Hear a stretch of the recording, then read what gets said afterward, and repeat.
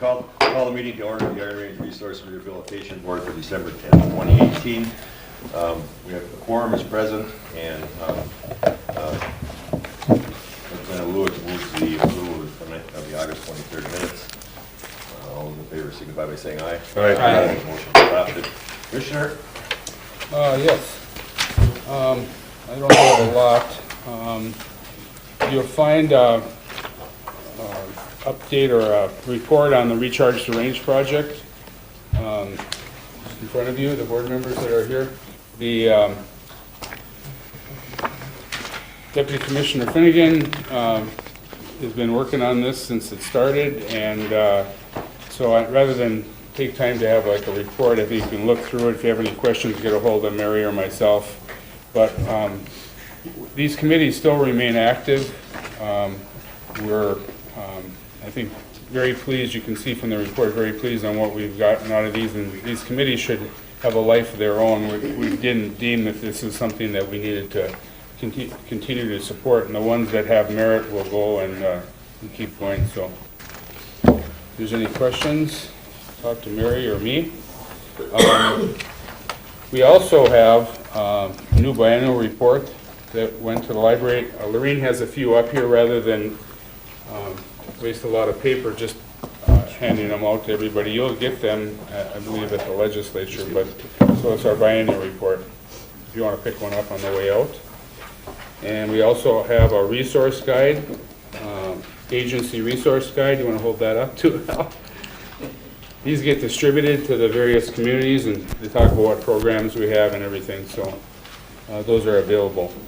The third item I wanted to talk about is that, and it's now in statute about our strategic plan. So we did one when I came here in 2015, and we updated every year.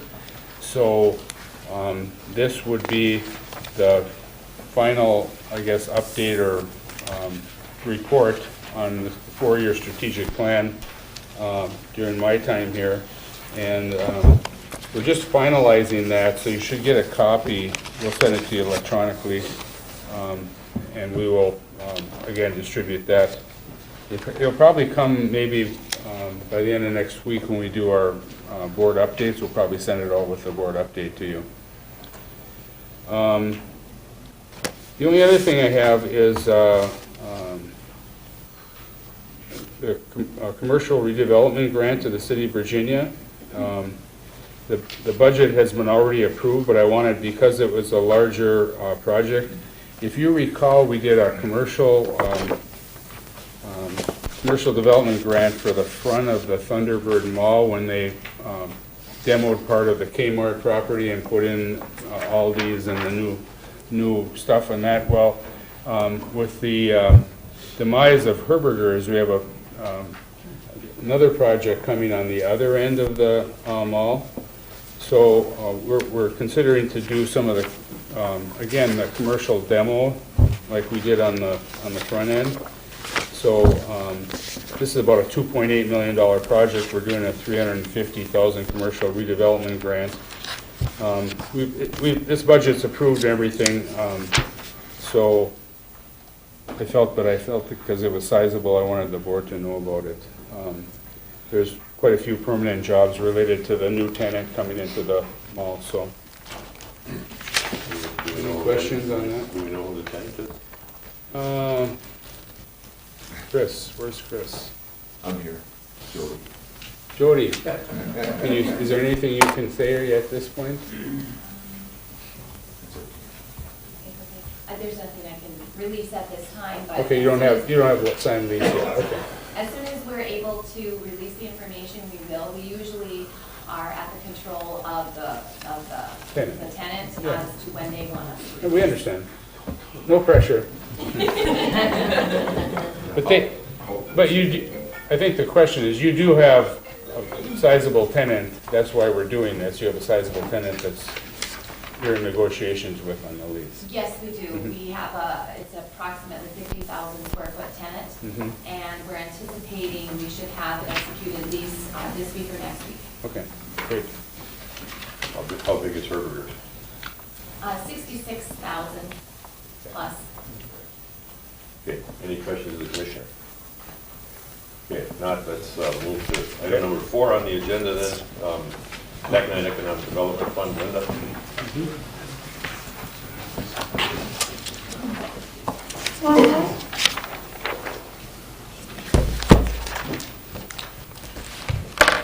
Mr. Chairman, board members, the first project that we have for the TDF is from ArcelorMittal, and it's a multi-clone replacement, and the multi-clone is designed to collect dust from the process air to prevent the fans from being damaged from sandblasting.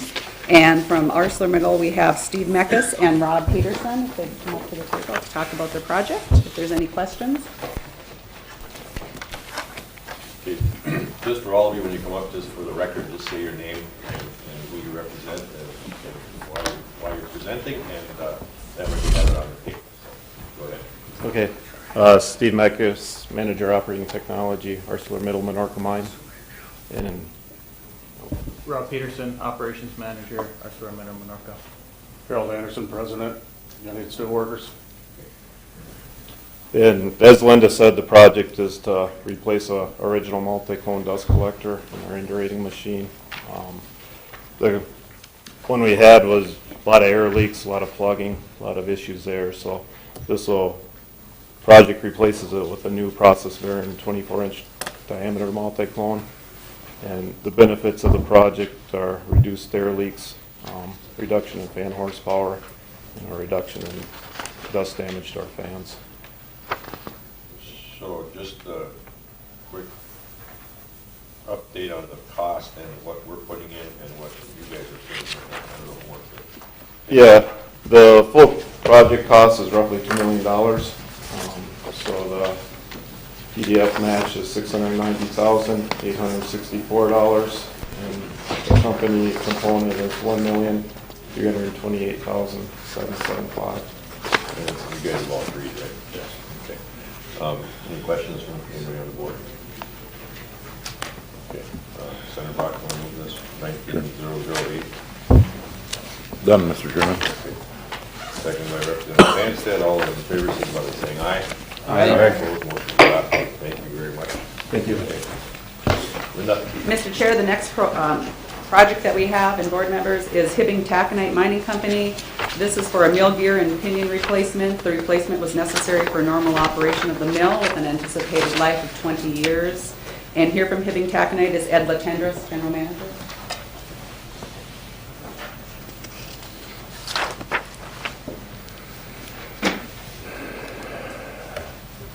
Good morning, everybody on board. Appreciate taking the time to hear our request. The project that we've included in this year's TEDF refund is for a replacement of the mill gear on one of our 9 autogenous mills. The 9 mills are original 36-foot diameter mills. They're at the end of their life in many cases. We've got a plan in place to change the gearing and actually the mill shell on those mills right now. It is an upgrade. The cost of the project is $4.1 million for the mill gear on mill 5, and the TDF refund would account for $1.936 million of that to be reimbursed. The union has approved it. Chris Johnson, our union president, agrees. So, any questions? Any questions? How big are those mills? These are the biggest ones, right? Yep. Still the biggest 36-footers. Okay, Representative Sandsted, want to move this? Okay. Seconded by Representative Wood. This is resolution number 19009. All those in favor, signify by saying aye. Aye. Opposed, motion adopted. Thank you very much. Mr. Chair, board members, the next project we have is for North Shore Mining Company. It's for the North Shore Steam Plant. The plant idling of Silver Bay Power requires North Shore Mining to install a new heating system and generation equipment. Here from North Shore are Paul Carlson and Nolan Koskowitz.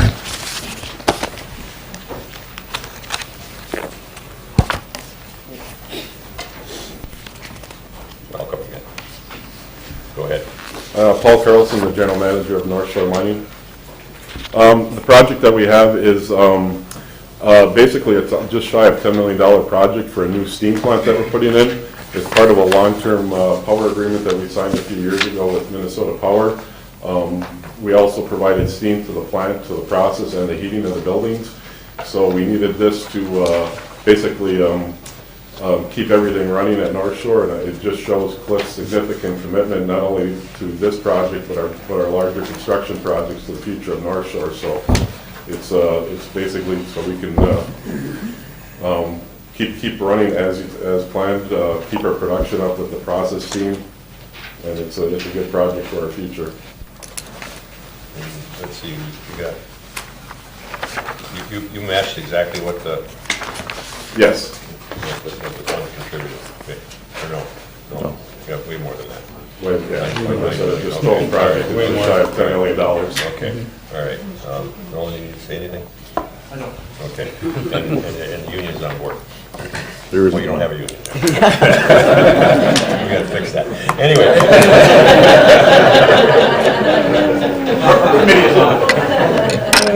How does it work up there? You guys just do it and then?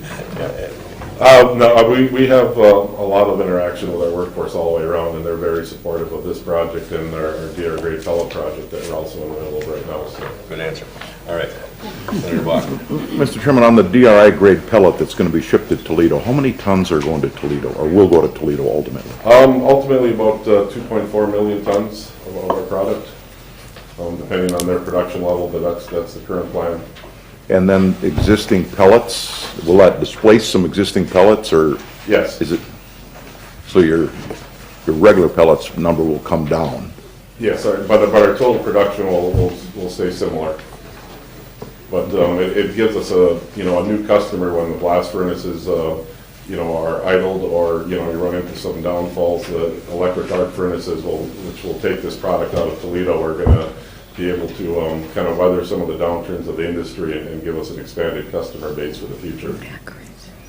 So, Mr. Chairman, what is the iron content of these DRI grade pellets?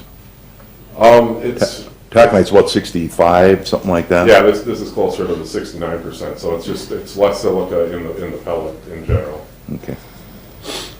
It's not a DRI pellet, it's a DR grade pellet that Great. will be used in the DRI plant in Toledo. Mr. Chairman, and for the board members that don't know, the reason I asked that is the higher the iron content, the higher the taxes.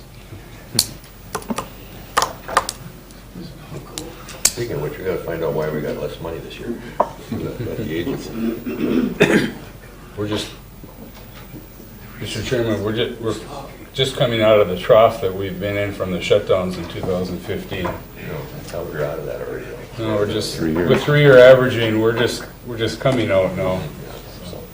So, Representative Eklund, you want to move 19010? Yes, Mr. Chair. Seconded by Senator Bach. All those in favor signify by saying aye. Aye. Thank you very much. Thank you. Mr. Chair, board members, the next project we have is from United Taconite Mining Company. It's for the Mustang Fluxstone handling system. The Fluxstone handling system that allows the facility to produce a specialty tailored flex pellet for the blast furnace customers. And from United Tac, we have Chad Asgard.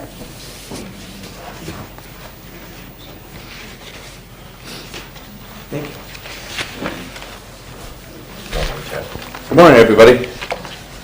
And like stated, I'm here to request for the TEDF. Just say your name. Oh, Chad Asgard, General Manager of United Taconite. I'm here to talk about our Mustang Flux Handling System proposed project. Total project cost was $8.1 million. And like noted, this is the specific material handling part of the project that allows us to make a tailor-made Mustang project for number 7 blast furnace. So very important project for us on a differentiating product that ties to the largest blast furnace. The request is of $836,000. It has been signed off by myself as General Manager and Joe Frederickson, President of the Union. Any questions? No, it's just- Mr. Chairman, Senator Bach. Mr. Chairman, Yeah. do these pellets all go to Arcelor? Do they go to Burns Harbor? Where do they go? Mostly all to Arcelor, yes, in a mix of their blast furnaces. That's correct. Mostly number 7. And is there a difference between the Mustang and the one at North Shore? DRI grade one? Yes, yeah, the major difference is, I mean, the Mustang is a high flux pellet, so the iron content, I mean, it's a normal iron content pellet, but we add 15% limestone to it. That's what makes it a high flux Mustang pellet. And that's because you have some specialty steel that you make, right? Well, it's especially designed for how it goes through their blast furnace, right? It's all about the productivity and how it goes through their equipment. So it's curtailed to what they want for the ingredients to run the highest productivity they can through their furnace. Okay. Mr. Chair, just a clarifying question. I thought the biggest difference was that the flux pellet fed the blast furnaces and the North Shore product feeds electric arc furnaces. Yes, the It- North that's the Shore biggest will feed difference. the HBI Yeah. facility, which can go to electric arc. Right. Ours is made Right. specifically for the blast furnace. Right. That's correct. Okay, thank you. Okay, any questions? Seeing none, so Representative Lehman, want to move this one, as long as you ask a question?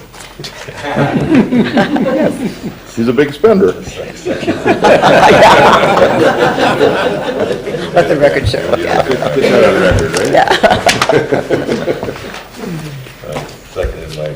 I'll second. Okay, this is resolution number 19011. All those in favor, signify by saying aye. Aye. Opposed, motion adopted. Thank you very much. Thank you. Okay.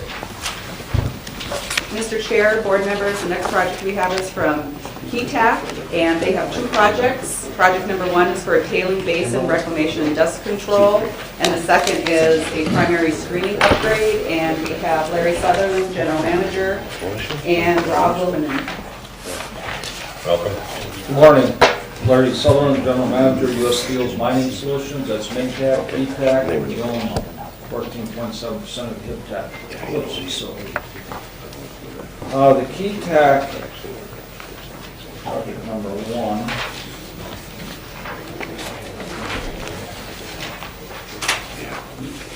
This is tailing basin reclamation and dust control project, $550,000.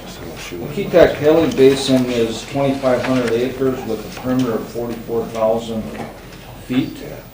Annually, we build up about 6 feet on this tailing basin, 12,000 linear feet of that, and coarse tails is used to build up that basin.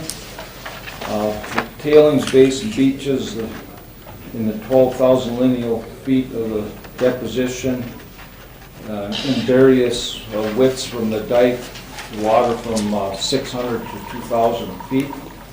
Water carries the fine tailings into the interior of the pond where they settle out in the interior water reservoir. And we are required by the Minnesota DNR and the MPCA to vegetate a portion of that basin every year. And this project is to assist in that reclamation and dust control of the KeyTac tailing basin. That's our first project. Any questions on that? It's pretty neat to hear you say things like, we're required to do this by the MPCA, and we do it, and all the people who think that we don't do dust control and don't take care of our environment up here are realizing that the mining companies actually do have projects where they take care of their environment and the water, and that's why we have the cleanest water in all of Minnesota. Thank you for recognizing that. Go ahead. Unless somebody else wants to get on their soapbox. You did well, Mr. Chair. KeyTac Project 2 is for a primary screening upgrade to our secondary line number 3. That's a $950,000 upgrade. This is in the secondary ball mill circuit where the material is upgraded, silica removed, and sizing of those iron units are coursed through the mills. This upgraded screening design actually does some work so that the material already sized does not continue to recirculate through the secondary circuit. So it's a mag iron yield project. It upgrades our product quicker, so it's an energy product as well. So you use less energy to upgrade that material in the secondary circuit versus recirculation through the mill and cyclone. You've been doing this one for a while, haven't you? Okay, yeah, all right. That was the fine screens Yeah. we upgraded with the derrick stack size. This is in the primary circuit. Okay. Any questions, comments? I'll move that, Mr. Chair. Well, this is Representative Sandstead. This is- You get the second, okay? Resolution 1901, moved by Representative Sampson, seconded by Representative Glick. All those in favor, signify by saying aye. Aye. Opposed, motion carries. Thank you. Mr. Chair, board members, the next project we have is for US Mintac. We have 9 projects. Project number 1 is a cleaner magnetic separator. Project number 2 is a mine extension. Project number 3 is an induration line system. Project 4, agglomerator step reclaim pump. Project number 5 is a crushed slope doors. Number 6, seedling and mulching. Number 7, concentrator classifier upgrades. Project 8, boiler magnetic systems upgrades. And project number 9 is troopers.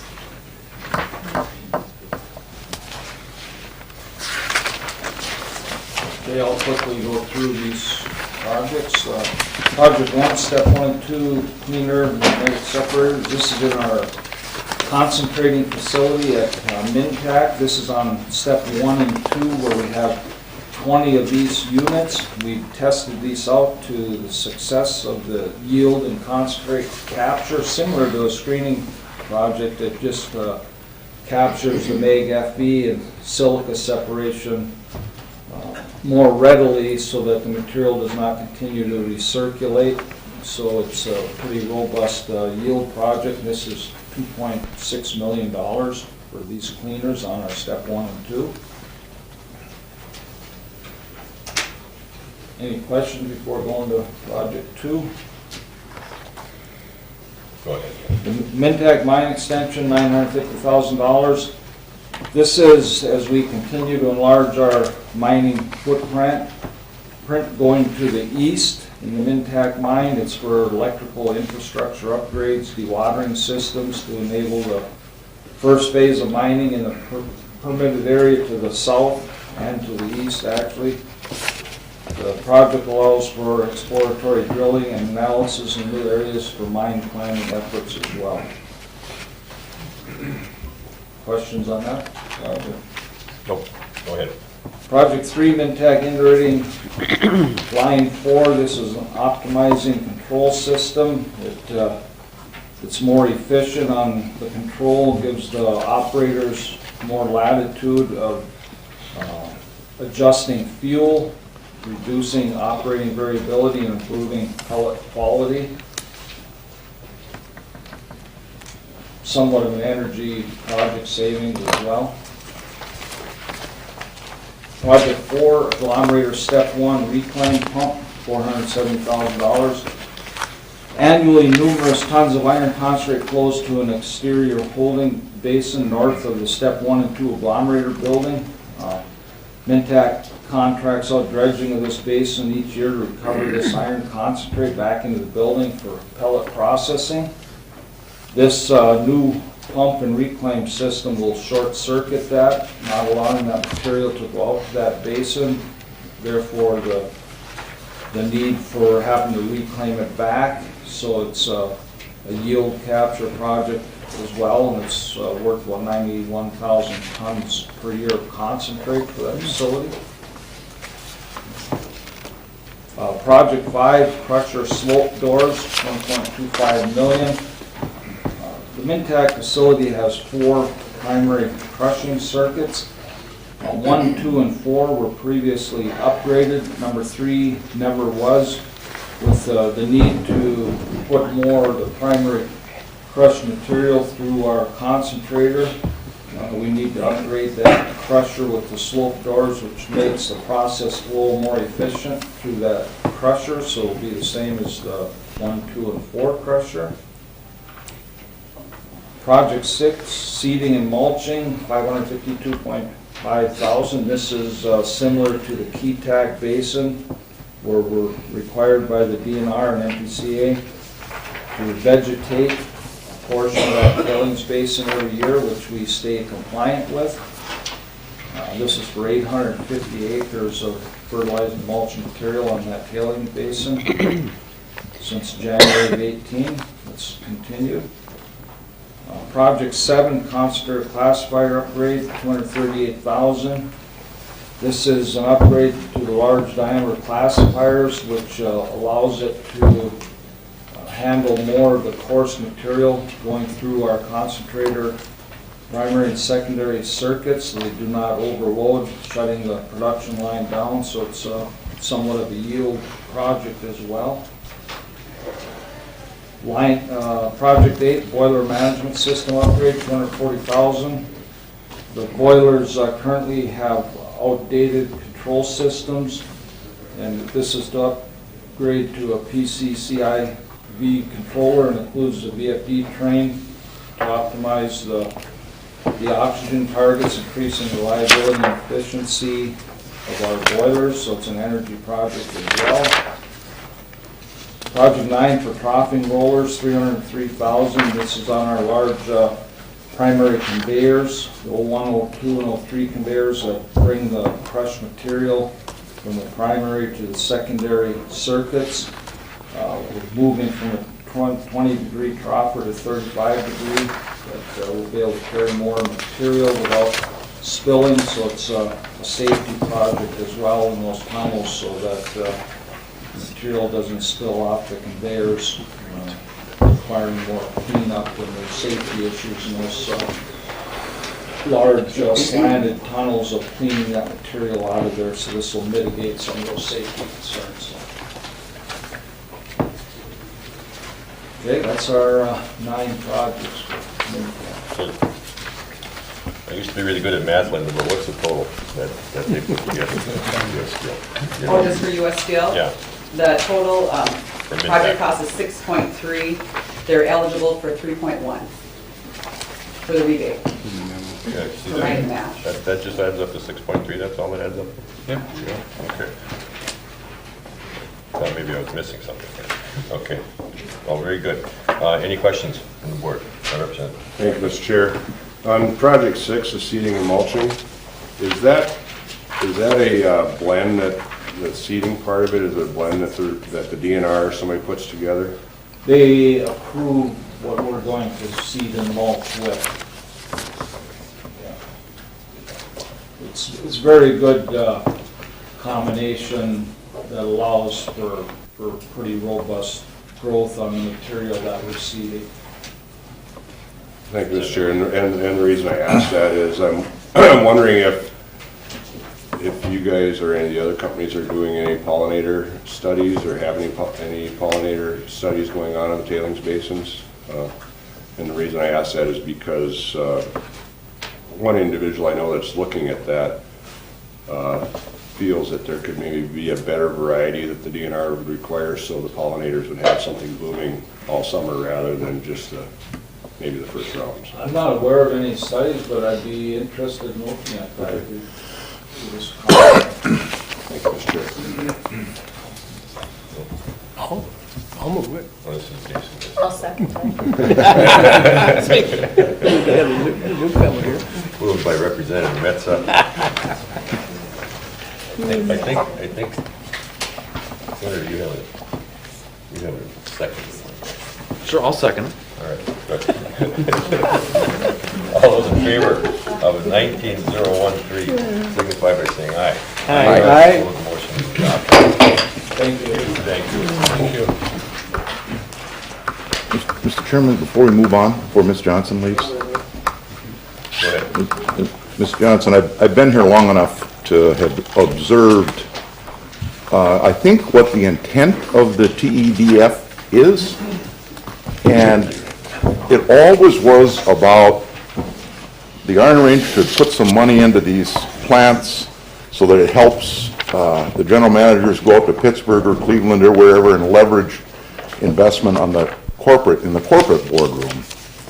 And it always seemed to have been about making sure we make improvements to the mine, make sure that we extend the life of it.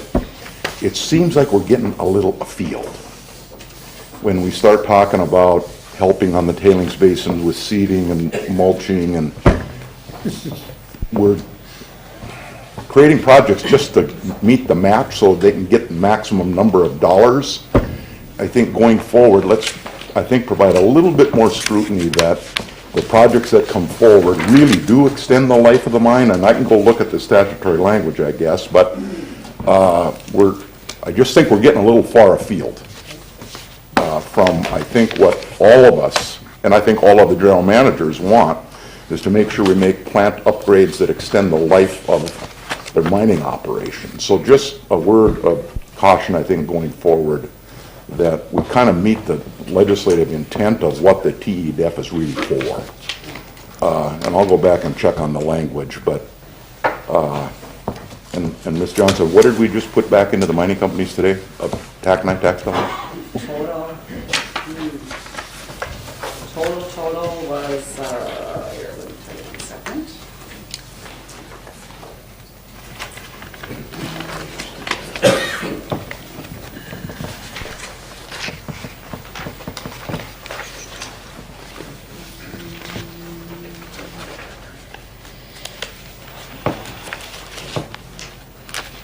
$8 million. Okay, good, thank you. And they matched it. That's the match. Well, they matched it, but even more. Right. More than matched, right? I think they all more than matched it. Right. But that's a good point. That's a because- TDF. Because a lot of it was about creating jobs in the plants themselves for redoing whatever was needed to have some kind of upgrade and leveraging money from all these things. You might be right, seeding doesn't maybe meet that. Well, and there might be others, but I just think going forward, I mean, if mine managers can't find projects, then they should leave the money in the pot so that some company that does have projects can access it. Maybe some companies should get more based on their tonnage than others, so that we just kind of, let's just make sure that projects meet the criteria, because, I mean, some of these are incredibly highly leveraged, and some of them are right on the bubble, just so they could access the money that was available. And I get it, I absolutely get it, but we're going to get criticized for spending money on things that PCA or DNR tell them they have to do, right? That's all. Thank you. All right, thank you. Okay. Anybody else? Okay, number 5, Airmark. Scott? Some of those really stink. Oh, yeah. Seeding and compliance. Yeah, I mean, if you have to do it, I mean, why do we have to pay for it? Right. That should be part of operating. Mr. Chair, members of the board, first loan project will be for Airmark, doing business as Nelson Wood Shims. Total project cost on this is $579,700, of which the department will participate with Mid-Country Bank for $90,000 on real estate and $165,000 for equipment. The real estate is actually a building housing the existing sawmill, and the equipment would be heat chambers, board stacker, a sound wall, and some maintenance shop expansion. So, go ahead and just say. Good morning, I'm Chuck Shear, Nelson Wood Shims. I'm the Executive Vice President and General Manager. I don't know if a lot of you know it, but Nelson Wood Shims originally started over here in Mountain Iron. And eventually when Wilbert sold it, it moved over to Grand Rapids and then to Cohasset. So what's happened with our company is over the last 6 years, we've grown about 70%. So we have just been continually expanding. We've developed a new shim out of a wood of northern Minnesota that was basically scrap wood in the woods. We take basswood and we make it into better wood shims. So we see logging trucks coming out of St. Louis County, Cook County, Lake County, Coochin County, Itasca County, Cass County, Beltrami County. So wood that didn't have a market now has a market. And a lot of people don't think we go through a lot of wood, but we'll go through about 15,000 cords of basswood. And that's a lot of shims when you get down to it. And we ship our product all over the world. Last week I got a call from a friend of a friend. He said he was down in Ecuador and found our shims down there. So we ship to about 37 different countries. And they're good paying jobs with good benefits. And just because, and we've had several loans from the IRRRB, and we paid them back early because we're good stewards of our company, we run it, and we run it well. Any questions? Representative Metzel. I can say the wood shims work. I had some Minnesota-made windows I installed in my house over the last many years as do-it-yourself projects go, and I did use the shims, and they held up fine, keeping the window level, so Thank you. proud to be able to do that. You keep us working. Appreciate that. I have a question, Mr. Chairman. Representative Lewis. I'm curious on, what do you see long-term for the raw material out there, the basswood, across our part of Minnesota? Yeah. Well, the good news is we have some serious basswood supply here. We'll consume, and here's the key word, less than 1% of the sustainable harvest within an 80-mile radius of our plant. So there's still basswood rotting in the woods. So it's a resource that's abundant. Good And question. we've got plenty of it in Aiken County. Yeah, we get a lot on Big as well. A lot of fish decoys got carved out of basswood and a lot of other things, but it's really, that's good to see that we're able to utilize that particular species, because you're right, there's a whole lot of it standing there just getting old, and trees get old, they die. Representative Lincoln. Yeah, well, just a couple of comments, and I would just ask Chuck to talk about this a little bit as well, but this is the kind of company that we really need in northern Minnesota. I mean, they're using our wood resource, they're putting people to work. They operate as we would all hope our companies would operate. I mean, it's a very friendly environment for the people who work there. I was talking to Chuck before the meeting and just talking about what the advantages are, because they have come to the IRRRB many times. We've helped them grow their markets, 70%, I guess. And I was I said, what exactly is the advantage?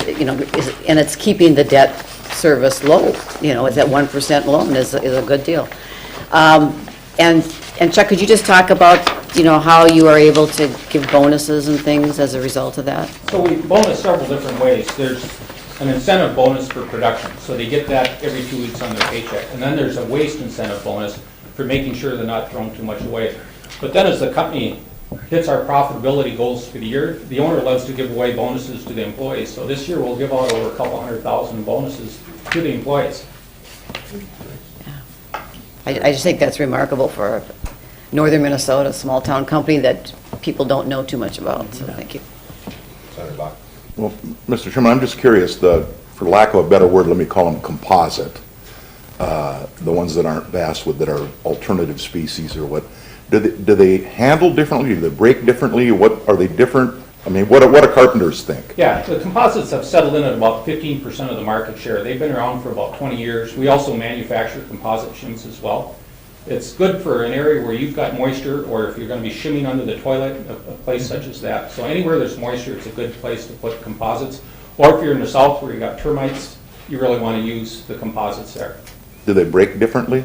They don't break as well, but we've got a patented one that breaks better than the other competitors.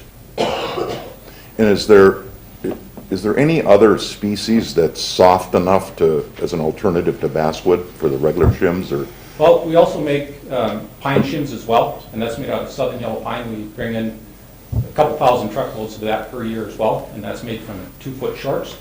Eventually, we're hoping to convert all that to basswood, but it takes time to build up that supply with the lockers and whatnot. I'm just curious, because it seems like our market for balsam is going away. Right? I mean, every time a paper machine shuts down somewhere, it impacts it's hard to sell balsam even on a timber sale. Mm-hmm. Is too much pitch in that, or what's the? It tends to be too much pitch. When you go to dry, it gets sappy, and then you get fussy customers. Good question. So, who's your competitors? The Chinese are competitors. The Canadians are competitors. The basswood shim that we developed went after the Canadian cedar shims, and we've been successful in the market at a higher price because we're giving the contractors exactly something that they want. Cedar tends to be made from the cedar shingle offal, so anything that doesn't make the grade goes into a cedar shim. And for years it's been, here's what we've got, but never giving the contractors what they want. And a half the year it would be wet, and then the shims would shrink, and then your door starts to rub up in the top corner because the shims have shrank. So we gave them something that's 100% usable, clean, dry, with an excellent snap, and very nailable. And we've taken the market at a higher price. So in your 70% growth, I see you have like, you're gonna have like 44 employees after this particular loan is given you.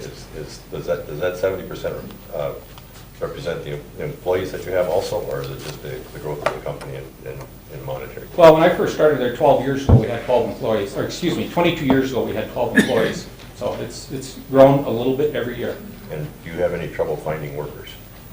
We tend not to. We pay our people well, we treat them well. The culture in which we run our company is very friendly. We work in a clean, safe work environment. We produce quality products on time in a clean, safe environment where people care about each other. And that really makes a difference. So often it's a culture that's not friendly will drive people away. Mr. Chairman, is it one shift? One shift. 5 days a week? 5 days a week.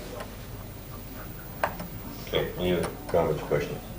All right, Clark, want to move this? I certainly do. I would move, Mr. Chair. Seconded by Representative Lehman.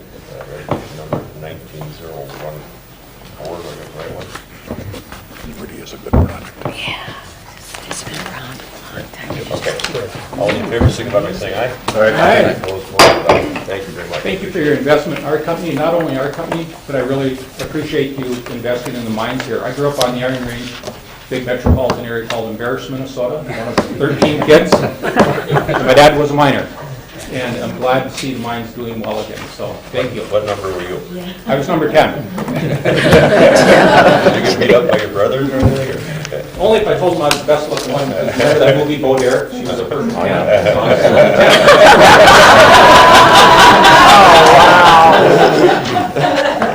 I'd reverse that one.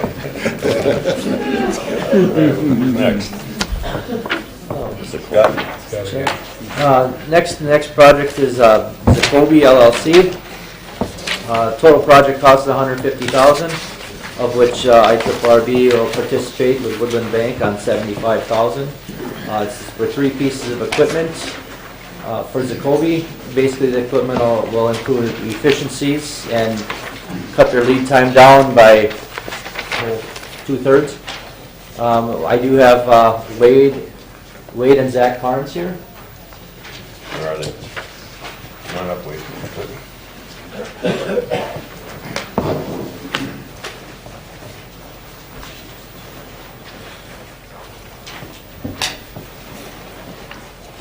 Welcome. Just give us a little down and dirty about the project.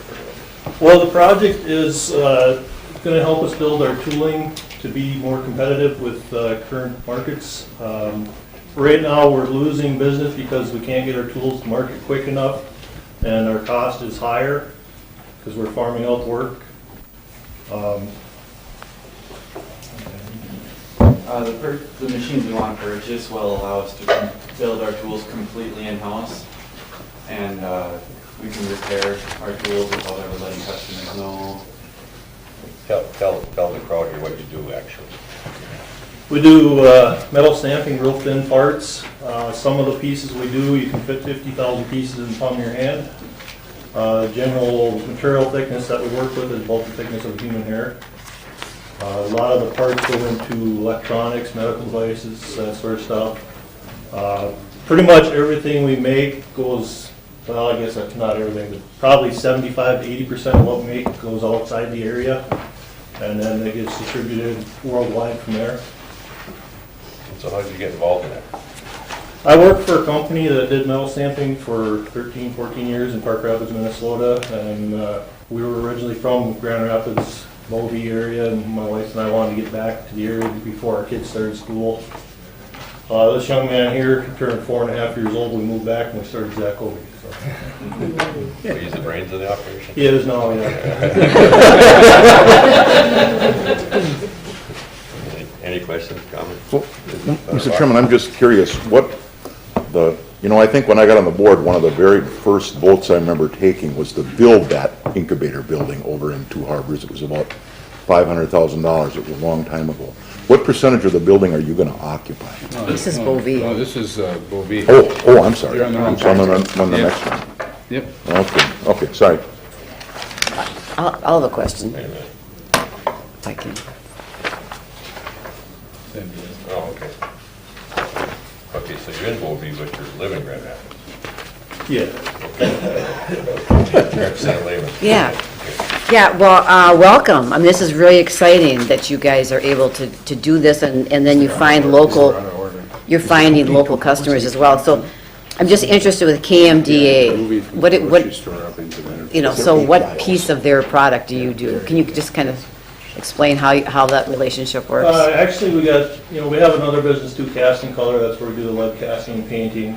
Okay. Basically, right now, some of the KMD's products lines, we're actually stamping the metal body pieces, and now we can do the lead casting on it, and then we can paint it, and we're delivering a completed project where before they were taking that same one and they were shipping it 4 to 5 different places around the United States to get it done. Okay. There's a lot of other potential. We're doing their spearing decoys now. We're painting them for them.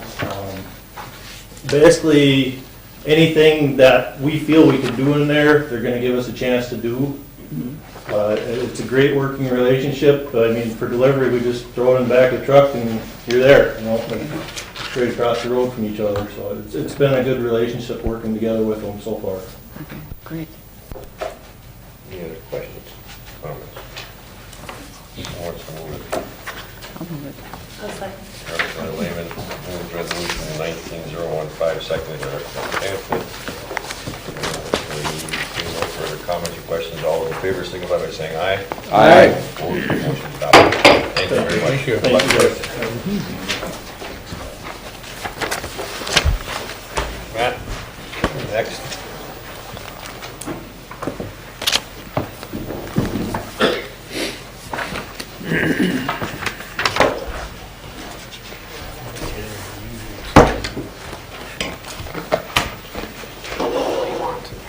Mr. Chairman, members of the board, the next project for consideration actually has 2 parts. It's a direct forgivable loan to API Outsourcing, Inc. And related to that project would be a grant to the North Shore Business Enterprise Center for leasehold improvements. API Outsourcing is a Egan-based company that has been in 2 harbors since 2000. They're currently leasing space in an old former grocery store just south of Highway 61 on the shore, or just east of Highway 61, I guess it is. And as the company has transitioned from an outsourcing, primarily document processing company, to more of an automated accounts payable and accounts receivable company for its clients. The existing space just doesn't meet its needs. So they are looking at moving to the North Shore Business Enterprise Center that occupy approximately 6,300 square feet in the center. And this would accommodate additional growth of the company. Gary Helene, the CEO of API, and Mike Valentine, the director of the North Shore Business Enterprise Center, are both in attendance, and we'd be happy to answer any questions. Come on up, guys.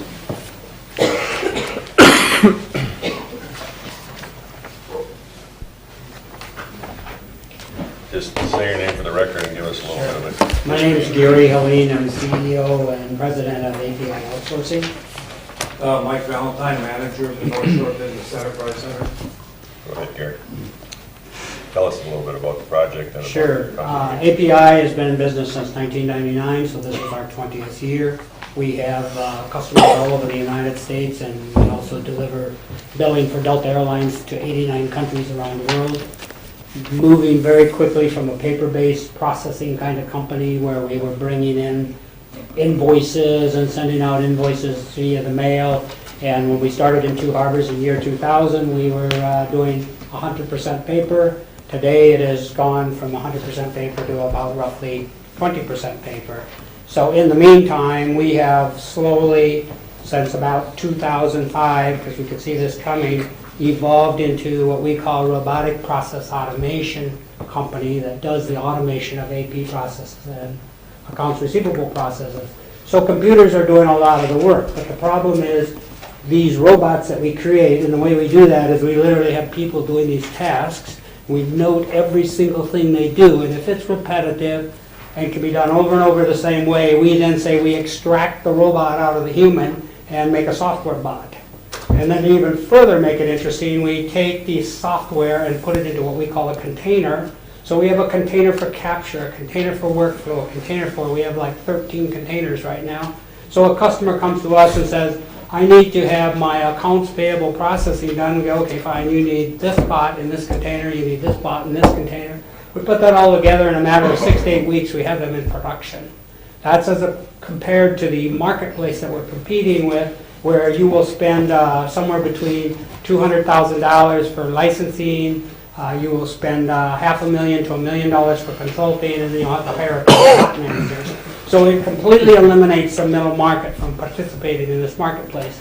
We have cut our teeth, and we have now almost 300 customers that are in the middle market, and they can afford to do what we're going to provide them. The problem we have is we then need to create bot managers, people who run these bots, because the bot will work as long as it's repetitive. Somebody changes the password, somebody changes the website, the bot breaks, or somebody changes the thing that the bot is processing, it breaks. And what we feel is there's a huge opportunity right now, and we have trained a couple people in Egan to bring young people, millennials, who really love to work with computers and video games, who are perfect for our application. So we can bring them in, even if they don't go to college, we can bring them in and train them to do this bot management, and they love it. You know, it's just another video game for them. And so that's what we're doing, and we feel that there's a real opportunity to do that in Two Harbors, drawing from possibly high school, the colleges around the area, the two-year colleges. As long as you're very computer literate, you could be trained to do this work. And we've had very great success in Two Harbors since 2000. We love Two Harbors. They've been great. The people work hard. We have people that have been with us since the day we started up there. So we think it's a good town for us to build in and to take and keep some millennials in the area. And so that's the reason we're making the request. The building itself, we no longer need a big warehouse for all this paper. We need a nice, clean facility with computers sitting in cubes that people can walk in, sit down. And that's also part of the whole millennial hiring thing, is they're not going to come in and work in a warehouse. You know, they have ideas and stuff, and we love them. I mean, the people are great. They work hard if you give them jobs that they like to do in an environment. So that's what our whole approach is here. And we're looking then for the participation with us to help get this kicked off. So you don't need coders or anything like that, you just need people who are... No, what happens is then, see, this is another thing about the robotic processing. When we wrote the robotic processing software, we took the automation that we created for accounts payable over the years. We took the automation we created for the accounts receivable over the years, the document management, the infrastructure and communications, and we boiled them all into one single package called Centerviews and made it into this robotic process automation and the containers. So what we've done is really novel. I mean, we have competitors, but they're the ones who are going after the Fortune 500 and the Fortune 2000, where you can spend a couple $1 million, take 18 months. We're more like, no, spend $20,000 and then pay us by the transaction, and we'll get you up and running in 8 weeks. And we've sold now every bot that I mentioned to you of the 13. We have 1 or 2 or 3 customers using them. Our largest customer is a $7.7 billion factory firm out of New York City, Rosenthal & Rosenthal. We literally eliminated 13 people for them who were going crazy because they were staying until midnight at night to close out and get cash application done. And it was just this redundant, mundane things that people hate to do. And so we're so different. And when we were selling outsourcing, I would come in and say, I'm going to replace all your paper and I'm going to do all your work for you. And if you were the 4 people in AP doing this work, you did everything in your power to keep us from coming in because I'm going to take your job away. Now it's just the opposite. I'm coming in and saying, I'm going to automate this so you can go home and play with your kids tonight. And so it's like, okay, come on in versus how do I sell around all this stuff? You know, so it's a very user-friendly, and I see it as it's the wave of the future. I mean, there's no denying it will be there, and everybody will be doing it. You know? So are your 27 and a half FTEs, are they all in Two Harbors then? They are, yeah, and the thing that's happened is the paper has dropped down, the number of employees has dropped down. So what I'm trying to do is say, hey, here's a way for us to start to bring the employees back up again. And I see that part of the loan forgiveness requires you to hire 10 more people to stay in Two Harbors. And you planning to stay in Two Harbors? We love Two Harbors, so we wouldn't leave. Okay, and you foresee any problem getting the extra 10 people? Well, I don't, because I think where we're gonna go for it is we're gonna go to the high schools and say, hey, look, you got people that really like this, we would like to bring them in as an intern and let them work with us for 6 months while they're in their senior year, and part-time, we'll pay them good wage to do that. And if they like it, we'll hire them. If they don't like it, hey, it's a great way to go. And I do that right now with programmers, you know, bring them out of a Mankato or the university or whatever. They come in and work with us for a 6-month internship, and then if they like it, we like them, we hire them. If not, and or if we don't have a job, that's fine, they've got great experience. So it's a win-win no matter how you go at it. Representative Menson. Thank you, Mr. Chair. Quick question on data security. Is that something that you've seen an uptick in having to keep an eye on? Huge situation, and what we have done over the years also, because Wells Fargo, Commerce Bank, Rosenthal, these are huge financial institutions, Delta Airlines, they all have unbelievable confidential records, and we meet all of their security requirements. We do an SAE 18 every year, a SOC, which meets all the audits. We pay auditors $50,000-$60,000 a year to come in and say we're secure. But then on top of that, we use a software package called Veracode, which literally checks every line of code that we create to see if there's a way people can penetrate it. And then on top of that, Commerce Bank and Wells Fargo and people like this do what they call manual penetration on us, where they'll literally try to break into our system. And we've never had a situation where they've been able to do that. So we're so keen on that. And what's really nice, then when I go out and talk to the middle market manufacturer or whatever, they don't even ask a question. When I tell them just what I told you, that's the end of the security issue. So everything's encrypted from the moment it leaves, the moment it comes back in, to the moment it goes in and stored on the disk. It's all encrypted. And these encryption algorithms are very complicated. There's like 4 levels of encryption, so you're not going to get people breaking in on you. And then quick follow-up, Mr. Chair, are you at all looking at blockchain as a future encryption tool? We are looking at that, and that's, I think, the next wave of the future. As we move into the bots and we start to do all of this stuff, that's just going to be a natural evolution. And it's just amazing. The other thing we're doing now is just the cloud is just becoming mammoth out there, and you can get such cheap processing. But to give you an example, when we bring a new customer up, we set up what we call a test system, and then we get them totally up to speed, and that's why we can do it so quickly. And then when we cut over to production, they go in. We have dual data centers, redundant. Every 12 milliseconds we replicate, so if data center 1 goes down, remember I have 10,000 people out here hitting on this system, I can't afford to be down. So 12 milliseconds I can handle that. But the thing is that as we move into this whole thing here, all of this automation stuff all ties into just those kinds of things, you know, that, and so we are, but anyway, going to that cloud thing and test systems for our customers, we would literally build a test system, because this is not secure data, in the cloud.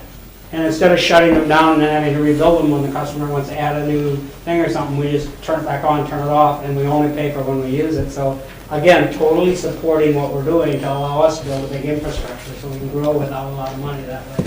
Fascinating, thank you. Representative Stansted.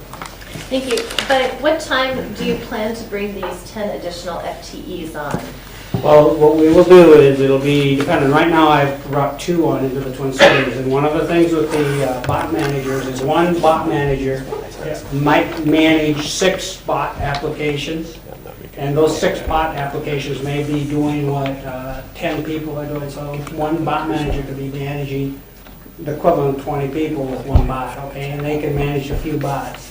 So it'll evolve as the company grows. We're up to 2 right now. We would very quickly, probably this summer, or even in the very near future, talk to the high school about, you know, as a potential internship kind of program. But I would say, you know, as a minimum, you know, we'll easily get the 10 people over that 5-year period, but it may be a lot faster than that. I can't answer your question because I don't know how fast we're going to grow, you know. Okay, follow up. And then this is maybe more a question for you, Senator. When in order for the forgivable loan, they have to demonstrate 5 years of, let me see here, commitment and remaining in the TAA for 5 years. When do we see a follow-up report on that, whether the companies have met their goal or not? Well, Mr. Chairman, Representative Sansted, I believe, I just checked with Matt on this, but I believe annually we always, now with our new flux system, we annually keep track of the employment goals. Before we would do any forgiveness, they would have to hit whatever the employment goals are. When does the board see the follow-up? I don't know that there is a system for that, Representative Sansted. I don't believe there's a system. If you request anything, we'd be happy to provide it, but we, you know, our compliance is something that we went around with the legislative auditor on. So we put a system in place now that provides for documentation of that through this flux system and things, so. We've got a pretty good history here of doing this with other businesses too, but Matt, go ahead, I think you had. Mr. Chairman, Representative Sansted, as the Commissioner mentioned, we would follow up annually for their employment levels. And as far as the forgiveness goes, that would be based on their performance in year 5 of the 5-year loan. Typically, the actual employment reports per se don't come back to the board, but it would be written into the loan agreement itself that should they meet the requirement after 5 years, then we would follow up. And you could probably request that some follow-up if you wanted to. Go ahead. I think it would be helpful as board members to see how effective these loans that we're making, and not specifically to this organization or company, but just in general, just to see how effective those are or are not. Well, you do monitor everything we give out. We do monitor the employment numbers on our active clients, yes. Excuse me, Mr. Chairman, if they're specific to a forgiveness, they are absolutely, I mean, we didn't have problems with that even with the auditor. The issue with the auditor was on not requiring payroll records. So we were taking the word of the company, and now we have to require either payroll records, and I don't know if we've ever gotten there, but we were going to try to work with the unemployment system where we could record how many employees API had in year 1 by how many people they're reporting to unemployment, and then we could compare that to year 5. So we'd have they're looking for independent verification from us just asking the company, and that's what we've been working on. So it's never been an issue of complying with the terms of the loan contract we have with businesses. It's been more about the method we use to verify the employment. And Mr. Chairman, if I could just add to that, when it is a case of forgiveness or something, an actual covenant in the loan agreement, we do ask for a fair amount of additional information as far as we'll typically have an identifier of the employer, the information on the wages and hours worked and that type of thing. So it is a lot more comprehensive than what we would ask a company that gets say a participation loan, for example. Well, if I remember, Northwest Airlines and now Delta, that was probably our first big loan forgiveness thing. And what was it? If they got 507 people employed, they would be forgiven the first $6 million and had to keep them employed for a certain amount of time. And if they got 607 people employed, that they would be forgiven the final $3 million, and they ended up having to pay back $1 million, right? Because Exactly. They got to 2/3 of the way between the 507 and the 607, and they did pay the $1 million back. Mr. Chairman, I'd like to also just point out that the legislative audit report encouraged us to use loan forgiveness as a method to incent job creation up here. So we got an independent verification that this is one of the ways to do it. And exciting part, I think, about API outsourcing with this project compared to their first one. So the first one is job numbers. We had a lot of employees because they were shuffling a lot of paper. In fact, paper retention was the issue with the warehouse and all that.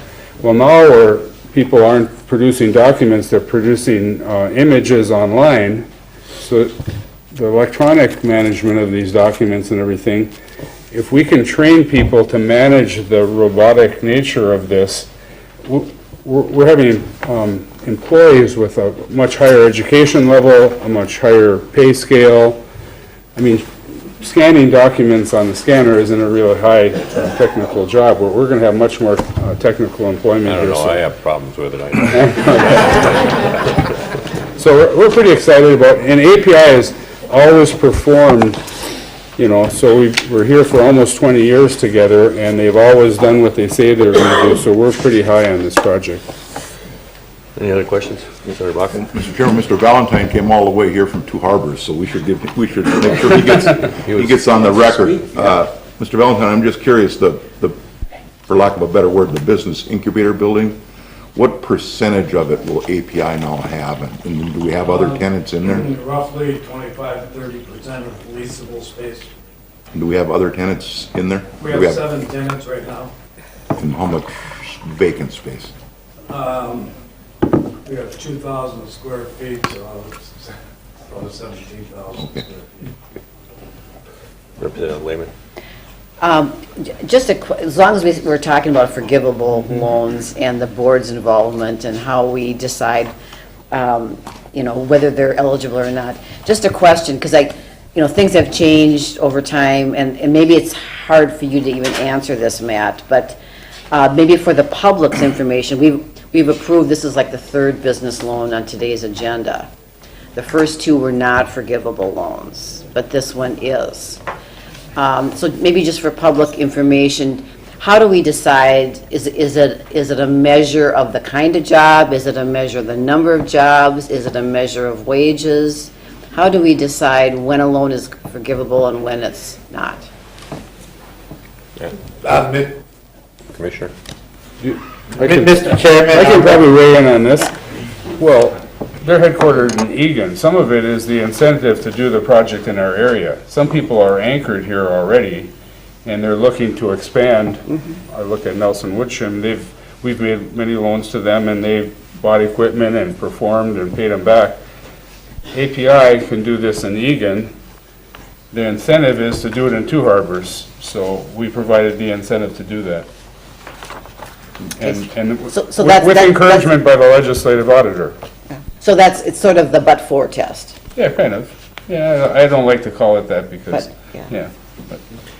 And if I might add, Mr. Chairman, Representative Lehman, in this particular case, I mean, the request was actually for the $200,000 to be a grant to be able to establish the bot management center here and to get it up and operating over a period of time. And, through the negotiation process, API was agreeable to the forgivable loan, which becomes a grant after the 5 years based on their performance, if you will. Okay, thank you, that's all So helpful. we get the benefits before we forgive the loan, so. I was going to say, as long as you're here, Mike, do you have anything else to add? I don't. Okay. All right. He's smart. Senator Bach, you want to move this? Yes, sir, Mr. Chairman. Representative Eklund, second. This is resolution 19016. All those in favor signify by saying aye. Aye. Opposed, motion adopted. Thank you very much. Very interesting presentation. Thank you. Two Harbors is a pretty good day. Yes. Chris? Do we get continuing ed credits for that presentation? They were in Reagan. They were all away? I started talking to the mayor about this summer. They're going to beat up old grocery stores. Chris, this is the Development and Community Infrastructure Projects. Best use for the business incubator. Yep. It's cheaper. Explain them all. I mean, you don't have to do but let us know what each one's for, and then give us a little down and dirty here. It doesn't have to be. I'll give you a brief on each. Yes. Mr. Chair, members of the board. Yeah. I have 14 FY19 infrastructure grants for your review. Our investment is approximately $3.1 million in the agency, total investment about $34.7 million. The leverage is for every agency dollar, there's about $10 of other public-private investment brought in from these projects. First project, City of Babbitt. This project consists of expanding the existing Birch Lake Recreation Area to add a new 22-acre campground that will include 49 new campsites, accommodate recreational vehicles as well as 10 campers.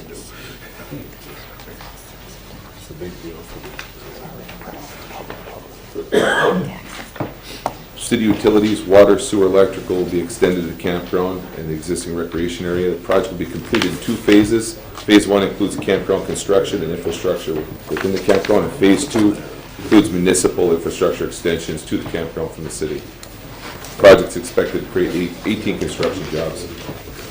Brighting Township. The project consists of infrastructure, utility updates, and redevelopment of the Brighting Fire Hall and Garage into a Town Hall Community Center. A portion of this project will include accessibility upgrades to both the Town Hall and the connecting post office. The project is expected to create 7 construction jobs. City of Buell. The project consists of citywide infrastructure replacement of the sanitary sewer system, water mains, storm sewer, streets, sidewalks, water and sewer service lines. The cities did a capital improvement plan, and that plan identified about $6.2 million in immediate needs citywide. This will address about half that. It's expected to create 21 construction jobs with a $3.2 million project. City of Calumet, project consists of infrastructure improvements to several streets. This includes reconstruction of old cast iron water main with lead joints and sanitary sewer because of proximity to water main for better water quality and improved flows. The project will also include electrical upgrades and new pumps for lift station 1. The project is expected to create 8 construction jobs. City of Cohasset.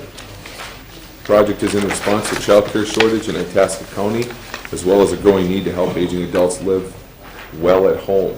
The city's partnered with ISD School District, the Grand Rapids School District 318, to develop and move forward plans for a community center that will be built alongside a remodel expansion of Cohasset Elementary School. The project is expected to create 15 permanent jobs and 18 construction jobs. Cook County Grand Marais EDA, this is an emergency project that involves facility and infrastructure updates to allow for growth and ongoing operation of the sole child care facility in Grand Marais and Cook County. The continued operation of the facility is critical to economic development in Grand Marais, as it is the only child care facility in that region. The project is expected to create 2 construction jobs. City of Deerwood. This project consists of demolishing the existing water tower in Deerwood and replacing it with a new elevated water tank and replacing a number of undersized water lines throughout the city. The existing water tank is over 100 years old and has outlived its useful life.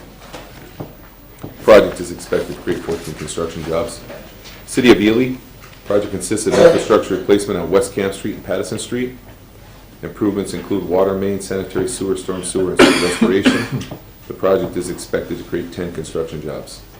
City of Gilbert. This is phase 2 of a new $12 million waste treatment facility and equalization basin, which began in 2017 and is scheduled to be completed in 2019. So phase 1 included the new equalization basin, which is about $1 million project. This phase 2 includes the new facility, which is about an $11 million project. The project is expected to create 70 construction jobs. City of Iron Junction. Project consists of making upgrades to the city's municipal water system.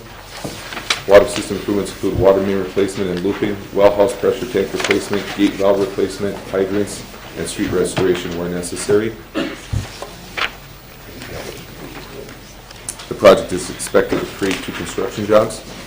That's interesting. We're replacing lead lines. They had lead lines in the Roman Empire. Only the aristocracy had the indoor plumbing, and some people think that the reason that the Roman Empire fell is because they were drinking the leaded water and they all were going crazy. Yes, 30% of those lines, Mr. Chair, are lead-based and are considered a hazard, health hazard to the residents. City of Mountain Iron. This is a request by the Mountain Iron Economic Development Authority for funding to their revolving loan fund. The project consists of funding the City of Mount Airy with a grant to be administered by their EDA. The EDA revolving loan fund currently doesn't have the funding capacity to assist a healthcare business with an expansion project. The EDA will administer the grant funds through its revolving loan fund, provide a low interest loan as part of the Fairview Masaba Clinic expansion. This is a $1.2 million project approximately, close to $1 million in actual construction, and it's expected to create 6 permanent jobs with the clinic expansion and 9 construction jobs. City of Silver Bay. Project consists of the construction of a 49-site municipal campground along the north shore of Lake Superior. Property is owned by City of Silver Bay and is adjacent to the newly obtained Black Beach Park. Project is being bid out in 2 phases. The first phase is the site development, excavating utility installations, campground pads, signage, landscaping, playgrounds. And the second phase will be development of buildings, main office building, laboratory, showers, and pavilion. Project is expected to create 12 construction jobs. City of Two Harbors. Project consists of the construction of a new performing arts center. The city will own the new facility, which will replace the current band shell. The band shell was constructed 80 years ago. The structural integrity and non-ADA compliance of the building has brought its useful life to a close for safety and liability reasons. The new facility will have an outdoor stage and indoor space for citywide and regional performances. Project is expected to create 16 construction jobs. City of Virginia. The project consists of reconstruction of Midway Drive from Cuyuna Drive south to Borgard Road. The reconstruction also includes the replacement of water mains, sewer mains, and storm sewer located under Midway Drive and improvements to the intersections of Vermilion Drive, Wasabi Drive, Moore Drive, and Bergen Road. The project is expected to create 13 construction jobs.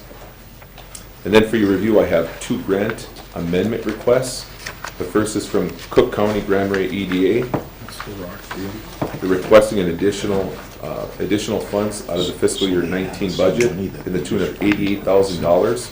The original grant was for $120,000. On October 26, 2017, the board recommended the approval of a grant to the EDA for $120,000 for infrastructure and site work for a new workforce housing development in Lutzen Township. Cook County Grand Marais EDA is requesting these additional funds for that project due in part to blasting, excavation, hauling of ledge rock. So they ran into some heavy ledge rock that wasn't anticipated, even though it is the North Shore. You probably should anticipate that, and they need those extra dollars to make this project cash flow. City of Mount Iron, they're asking for a reallocation. On May 21st, 2018, the board recommended the approval of $350,000 grant to City of Mount Iron for a new hotel development on the Rock Ridge site. That project, due to the market right now, the developers looked at both that project and a new apartment housing development project, and the numbers worked really, really well on the housing apartment project and the need in that area for this due to some new companies, new jobs. It fits. So the grant would still be used for infrastructure and site development. The only difference is it would be used on a $13.7 million housing project. And it's expected to create 89 jobs. And I'll entertain any questions at this time. Any questions or comments from the board? I have a question on the Midway Drive project in the City of Virginia. The area that you're talking about there, is that a potential site for the ongoing conversation between Evelyn Gilbert Virginia schools? So my question, my concern, what I'm getting at is basically if we were to approve this, are we going to be tearing it up in a year or two? Mr. Chair, Representative Sands said no. The work that's going to be done there, this would be permanent. It wouldn't make any difference. There are a couple sites in that regional area that the school districts have looked at and are continuing to work through, but no matter what site they choose, there wouldn't be any changes to what's going to take place on that drive. And that drive does house several businesses, so it impacts the businesses that are there. It's not just residential. But no, it would not, to answer your question. Thank you, Mr. I was just going to say, I think that infrastructure is needed in that area for businesses, like Mr. Isbell said, and the city has been looking at using that, we've been working with them for a few years, so it wouldn't be contingent on only the school, but it would be able to facilitate the school should they move forward, so. Any other questions from the board, Representative Lehman? I'm a little confused about the first City of Mountain Iron project, grant amount $159,000. Unless I'm reading this wrong, it looks like taking Public Works grant money and giving it to the City of Mountain Iron for the revolving loan fund.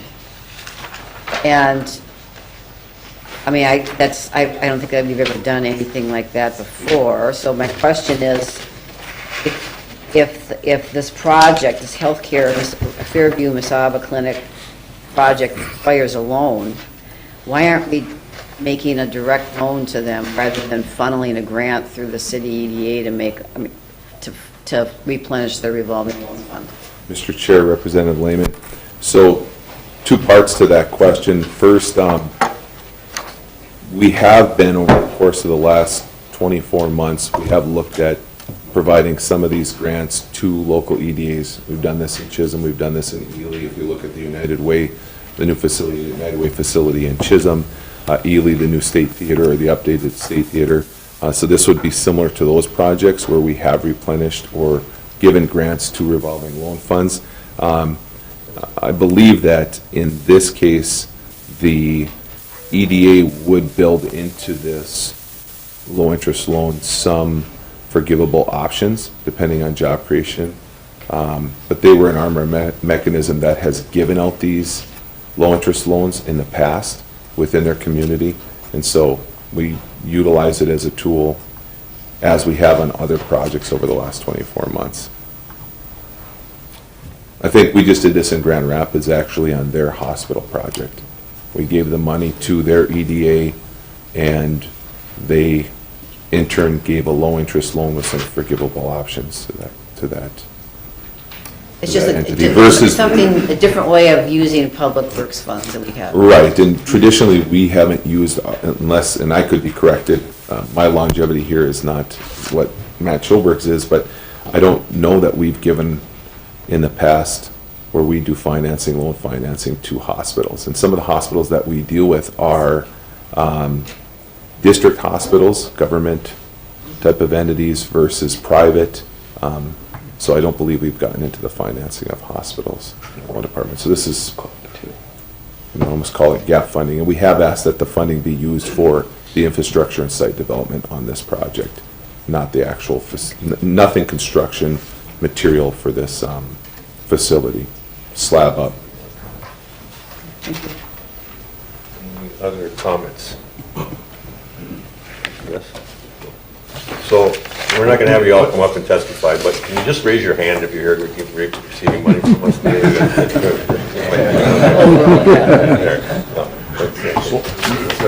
Senator Bob.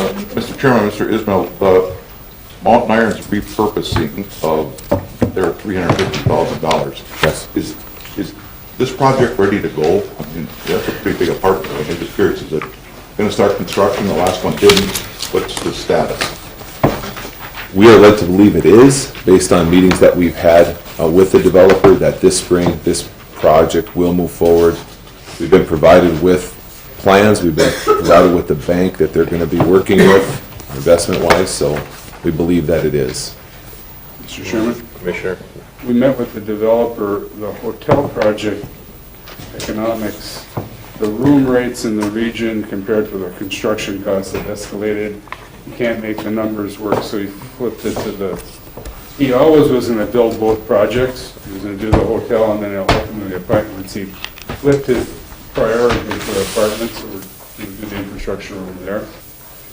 And with Chris, I mean, he's led us to believe he's ready to go. And I think as part of that hotel development, Mr. Chair, Senator Bach, that development initially, when we brought this to the board, was supposed to include convention center / restaurant. The developer still wants to do that, but I think it was even that convention center, it was those costs that made the hotel construction right now not as equitable. Didn't want to come in and just do the hotel, wanted to bring those other components into play. So. Thank you, Mr. Chair. I think, one thing, a lot of these communities have project labor agreements in place, which I'm appreciative of them having. But one thing I know we've been watching kind of slip through the cracks occasionally is making sure that our people from our communities are making the prevailing wages that they deserve under state statute. And so just a friendly reminder to everyone that if you do have any questions, our local building trades can be reached for those issues, and put good working people from all across the region at the right pay scale. So, Any other comments or questions? Who wants to move? 19017. Senator Block, second. Second by Lewis. All in favor, signify by saying aye. Aye. Opposed, motion is carried. Thank you, Chris. Okay, Chris, you got the next one? This is a fiscal 2019, fiscal year 2019 emergency water sewer line repair project. The city of Biwabik is requesting funding for repair of a broken water and sewer line associated with the breach of the Mesabi Trail. During the spring of 2018, a washout occurred that completely severed a portion of the Mesabi Trail along with water and sewer lines and additional utilities. Water pooled in the old Hector mine near Biwabik and compromised the embankment, causing a washout that cut a ravine approximately 30 to 50 feet wide and 20 to 25 feet deep. Immediate repairs were needed to reduce and mitigate future risk. Iron Range Resource Rehabilitation received some emergency funding authority, which allowed the agency to rapidly deal with the washout. In addition, some capital asset preservation and replacement account money, capital money, was approved, and to date, we've received, it says here $1 million. That's been updated. Linda Johnson informed me this morning that that's closer to $1.3 million that has been already infused into this to bring about these repairs. City by Biwabik utility repairs are not eligible for this CAPR funding. And of course, they couldn't anticipate this. They don't have it budgeted. It's an emergency situation, so the request is for $534,970 as an emergency project. Mr. Chairman, the Hector washout, it was on our state property, it was on our property. We could have done a lot of finger pointing at different people who have had their fingerprints over the Hector mine site with the Mesabi Trail and everything like that, but it came down to all public entities, all in the Taconite tax relief area. So we took responsibility for the Hector washout, and I just want to commend Linda Johnson for going after the CAPR money. We were really fortunate to get that $1.3 million. That could have been right out of our public works budget. But the poor city by Biwabik, the CAPR wouldn't cover the local utilities. So the coming here for this, I just want to tell you, this was, we've kept this number to a minimum. This could have been a lot worse. We've done fairly well on getting state help on it. But that part of the Mesabi Trail, I mean, this is a very active area, and we're going to get it back in service. We probably have a little more work on the trail itself and cleanup of the damage we've done, getting equipment in there and everything probably next spring, but we should get it back to normal by that time. Well, and the key here is emergency. Yes. I mean, it was something I just want to tell you about Biwabik, though. You'll see we've funded, they have a $12 million street project that they stepped up big time. About $11 million of the city's bonded for. And then at the same time, MnDOT announces that they're going to redo the main street of Biwabik, which requires a lot of local participation.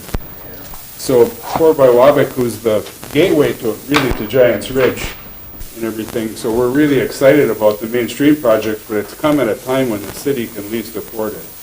So on top of it, so that made this even more of an emergency for the community. So just want to put that in. I don't know if you want to say something or not here, but you can if you want. You don't have to.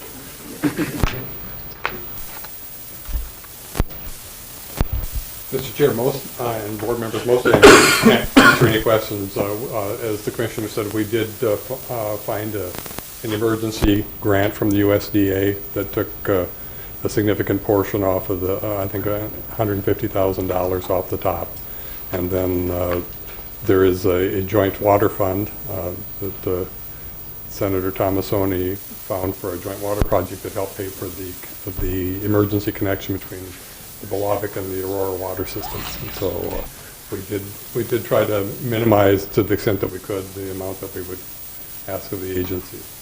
I'm not sure I found it, but I'll take it.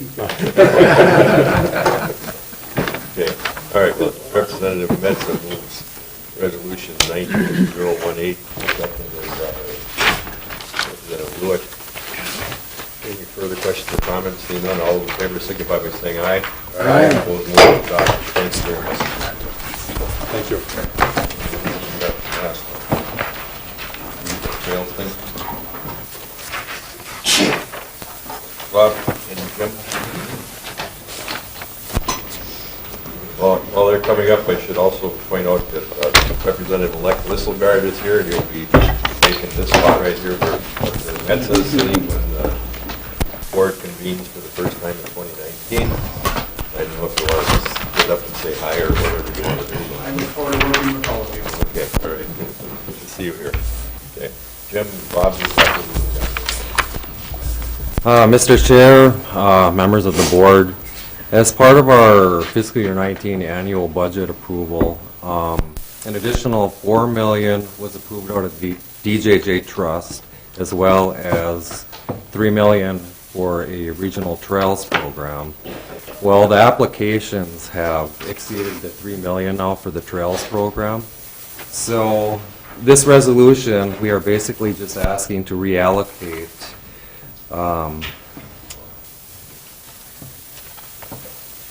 $469,853 from the Public Works DJJ Trust money into the Regional Trails Program DJJ Trust. So we're basically decreasing one, increasing the other. Same approach, but different uses for it. And Jim Plumber is here, who is coordinating the Trails program. So if you have any questions about the applications, etc., he's next to me. give us a little update. Sure. We had a total of 14 applicants, and one of the main focuses of the program is to fund design and construction projects that are going to be ready in construction season 2019. So we identified 11 projects that are going to be ready for design or construction. So that is what we're recommending approval of, those 11 projects. Mr. Chairman, we're not asking the board. It's a program that the board already approved, so we will just like we do with career projects or whatever, we'll announce these as we award them. The point I would like to make is we don't come to the board lightly for budget authorization to change budgets, but they are budgets. They aren't always cast in stone. What we found with these trail projects, so when we budgeted $3 million for trail, I'm not sure we understood what was out there. Now we've become very much closer to the trail systems and the people developing trails, both mountain bike, ATV trails. We're considering both. So how do we score these? We score these like we do with a lot of other projects. So community impact, leverage is very important. Is there other money, other trail money involved in the projects? And I believe there's about $2 in addition to the dollar that we'd be providing for these. So a little more than $10 million worth of construction for about 3.469 of agency money. But so when we scored them, 11 projects scored relatively close. So where do you draw that line? And we thought, given we had the money out of the same pot of money that went to the same applicants, so people applying for the public work dollars were the same communities that were applying for the trails thing. So although we have to do this isn't that big a movement of money. So we're moving it from one DJJ account to the other. So, and this way, we'll be able to do all 11 projects that were presented to us, or parts of them, the parts that were permitted and shovel-ready for construction in 19, if I'm correct. That's correct. So we thought that this was a wise use of moving that capital, and that's why we're bringing it forward. And it requires, so anything to do with budgetary changes requires board action and then requires the governor's signature. So while the governor's up and around now and everything, I wanted to get this approved and down to him before he leaves office on January 7th. So we're asking for your approval on the budget amendment now, and then we'll be announcing the trail projects once we have the budget in place. We didn't think we'd want to bring those out and be presumptuous of this approval, so. Any questions or comments? Well, Mr. Chairman, Mr. Plummer, as you evaluate these projects, I think one of the criteria should be that trails are multiple use. I mean, we have a lot of motorheads around here. We make snowmobiles in Minnesota. We make ATVs in Minnesota. And I wouldn't swear a project as high. It's only going to be rollerblades and bicycles. That's all I'm suggesting. Most of our constituents enjoy work hard during the day, and they enjoy motorized recreation to a larger degree than non-motorized. So if we both, and I'm not against them, I just think that there ought to be a way to make them so they can accommodate the maximum number of users. And I think that should be one of the criteria as we evaluate projects. Mr. Chair, I'd like to follow on those comments. Sometimes it's hard to understand that we've got a huge amount of senior citizens that don't do a lot of rollerblading, don't do a lot of high-speed bicycle riding, and we've got a situation, not what we're doing here, but with the Department of Natural Resources, Parks and Trails, where we're literally not being very kind to our senior citizens or those with disabilities or handicaps, because the advent of ATVs in particular has opened up a whole new situation. And so this business of non-motorized only, tell you what, where I come from, that shuts out a huge amount of my population. And so we need to be very, very careful about that because everybody in this room getting younger, and that's a big deal. And not to mention the type of industries that we support here throughout Minnesota, not so much right here, but you go a little further west and we build a lot of snowmobiles, we build a lot of ATVs and other recreational equipment. So yeah, I would ask that we really understand that this conflict about motorized versus non-motorized, you're shutting out a lot of disabled people, a lot of handicapped people, and older people by, history's been to default toward non-motorized, and that's got to change. Any other comments? Representative Lehman. Yeah, just one, I guess if Senator Rude was here, she would be saying this, well, she's not here at all. Where is she? I don't know. She's in Taiwan. But she always likes to emphasize, and I'll just emphasize it too, that one of the categories in scoring should be the local infrastructure. Are there local people that are ready to maintain these trails? You know, is there a local fund? The agency used to have a pretty extensive trails program where we built the trails, we maintained the trails, we expanded the trails, and so on. You know, we started the trail system. And we kind of got out of that. And so now we're getting back in because of the new emphasis on these types of trails. But we want to make sure that we're not building another trails program where these same cities are coming back for maintenance funds. Can you want to speak to that at all? Well, Mr. Chairman, I would.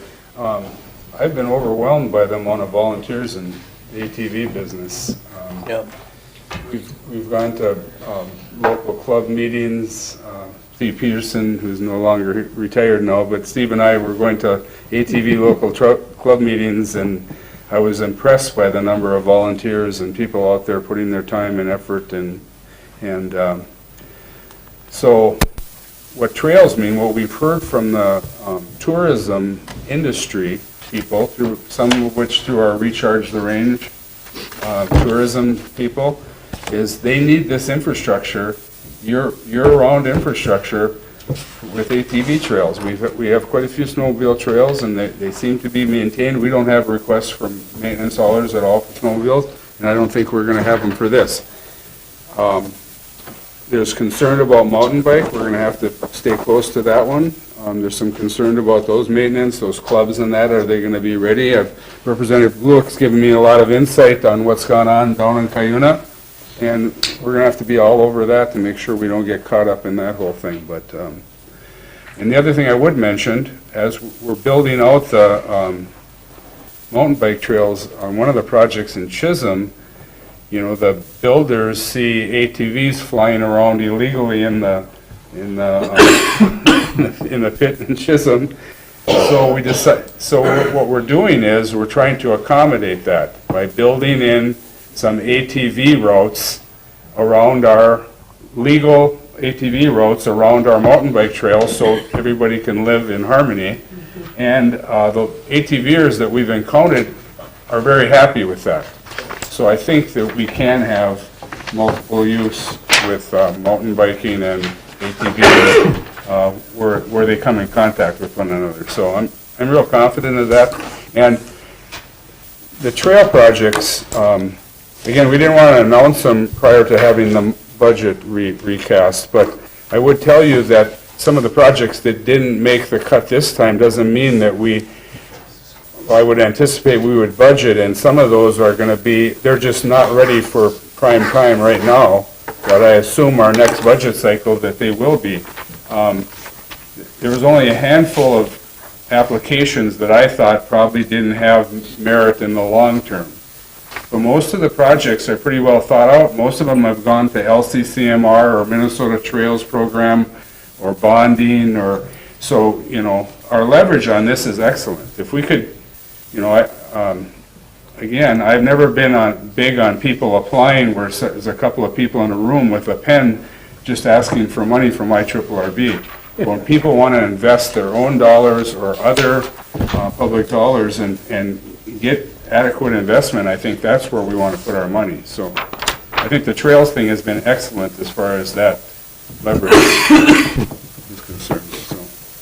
Well, I'm really happy to see us be involved in this, Commissioner, so I think it's a really good idea. It seems like we're always being asked for expansion of our trails and making our trail system even better, and I think the fact that we're involved in this is a really good idea from the agency because it does bring people into the area.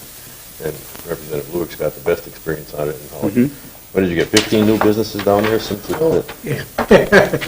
New stuff popping up on Main Street, Crosby, Ireland, Cuyuna, and Deerwood, and they're almost, now, they'll finish a link of a major trail between Crosby and Deerwood. That is ultimately the big, and this is a state trail, would go to Aiken, but it's got to be connected back to Brainerd.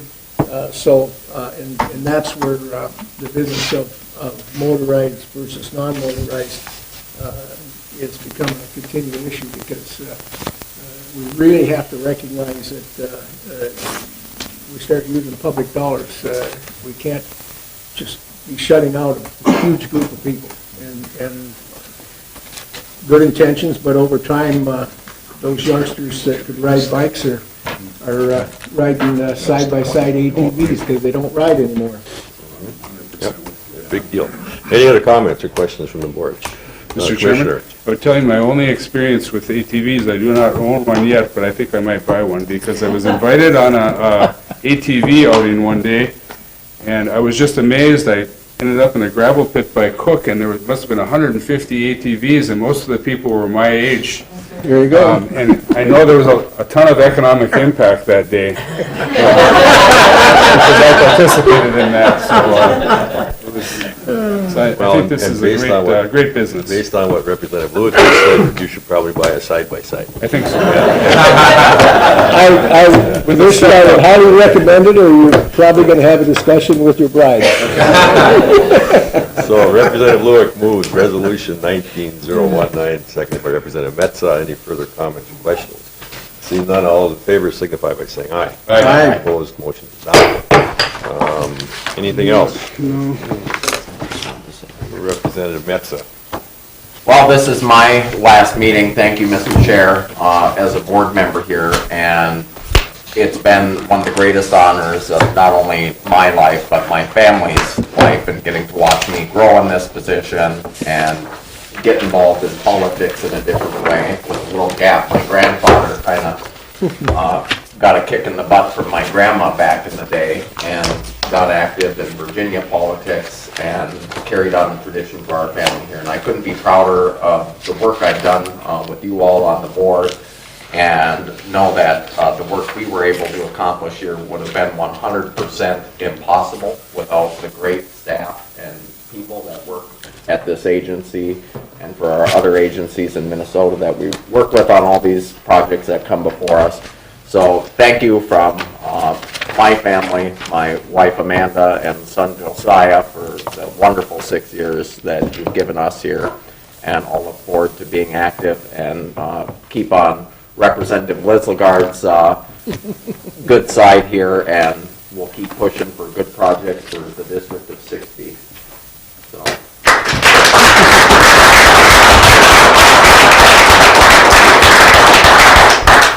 My compliments to you, Jason, and we're going to miss you, but David's going to do a good job of replacing you, I'm very certain. And I just want to echo my thanks to everybody that works here also, and all the hard work that you do and make our job pretty easy. And I guess the last thing to say is Merry Christmas and Happy New Year to everybody, because we might not see you again in a public setting, but thanks again. And I don't know, there's something here, I don't know if I'm supposed to comment on them or not, but those are for me. No public dollars went into those. I bought those personally for the board members. I enjoy working with you guys. So the traditional. It's within any kind of public. Nothing illegal. Anybody else? Okay, thank you all. Then meeting adjourned. Sorry about that.